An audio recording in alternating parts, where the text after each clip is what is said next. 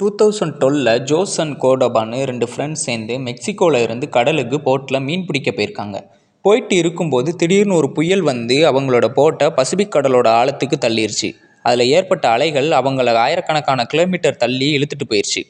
அவங்கக்கிட்ட ஜிபிஎஸ் ரேடியோன்னு எதுவுமே இல்லை. அவங்க அங்கே கிடைக்கிற மீன்கள், கடல் பறவைகள், இதை மாதிரி கிடைக்கிற கடல்வாழ் உயிரினங்களை சாப்பிட்டாங்க, மழைநீரை குடித்தாங்க. கஷ்டமான சூழ்நிலையில் அவங்களோட சிறுநீர், பறவைகளோட ரத்தத்தை கூட குடித்தாங்க. போதுமான உணவும் நம்பிக்கையும் இல்லாதனால சில மாதங்கள்லேயே ஜோஸோட ஃப்ரெண்ட் கோர்டோபா இறந்துட்டார். பசி, புயல், பயம், தனிமைன்னு எல்லாத்தோடையும் ஜோஸ் போராடினார். கடலுக்கு வந்த எத்தனையோ கப்பலை பார்த்து கூப்பிட்டாரு, கையசைச்சாரு, ஆனால் யாருமே அதை கவனிக்கலை.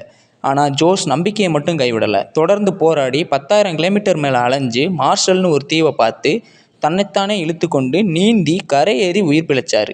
இவர் தாங்க அந்த ஜோஸ். சுமார் 438 நாட்கள் கடல்லே ஸ்பெண்ட் பண்ணியிருக்காரு. இவரை பற்றி the real life of pi அப்படின்னு ஒரு புக்கே எழுதியிருக்காங்க. வாழ்க்கையில் எந்த திசை தவறினாலும் விடாமுயற்சியும் நம்பிக்கையும் நம்மளை கரைக்கு கொண்டு வந்து சேர்க்கும் அப்படிங்கிறதுக்கு இந்த சம்பவமே சாட்சி.